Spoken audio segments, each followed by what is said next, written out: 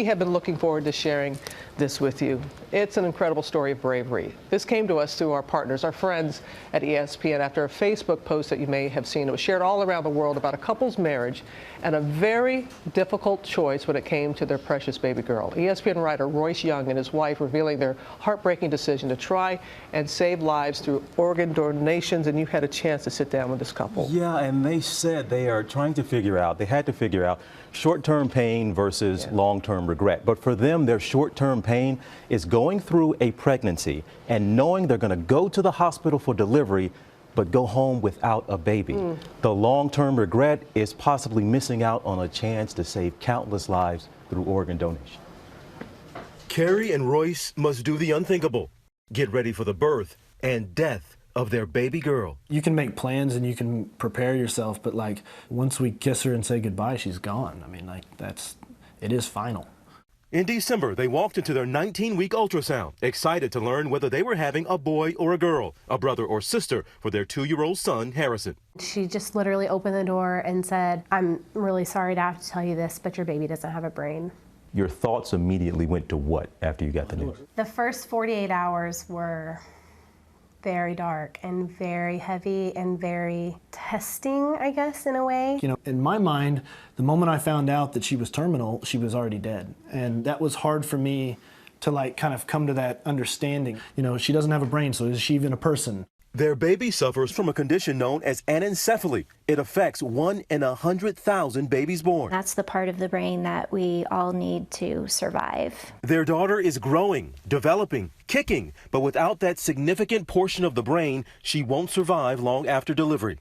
Ultimately, they decided to carry to full term to donate her organs. There was a freedom in that. And that's when I think we did kind of start to feel happiness, because for as long as she lives, 24 hours, 48 hours, like we realized we're her mama and her daddy, and we got to do our job. Did you all consider terminating the pregnancy? Absolutely. Oh, absolutely. Because you can be the most pro-life person in the world, but until you sit there and you hear those words and you look at your future going forward, that's when you got to face the reality and make your own decision. What are doctors telling you all? What are they telling you for how long you will get to be a mommy and daddy? How much time possibly? I mean, it could be anywhere from 5 minutes to 36 hours. We have no idea. Her life will potentially save dozens, which made naming their girl fairly easy. Eva literally means giver of life. Yeah. There's another family out there hoping that their baby's going to get a kidney, knowing full well that that means that somebody else is going to have to go through heartbreak. They're praying for a miracle themselves. Eva can be that miracle. She's going to do more in her 24 hours or whatever than maybe we'll ever do in our lives. And to be able to remember our daughter in that way is pretty powerful. They are just a couple of months away from delivery. They have the date picked out. They're going to do it in May, go in, have a C-section. They're going to have very close friends and family there.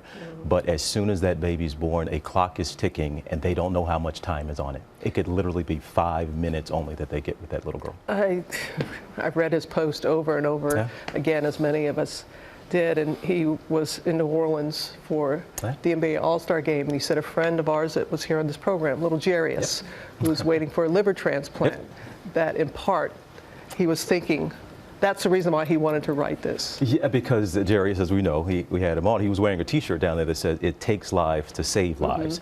And the point there being is that somebody has to go through heartache in order for somebody else to have their miracle. Their child has to die in order for another child to live. And he said that really, really resonated with him, and he just sat there and he wanted to write this about his wife.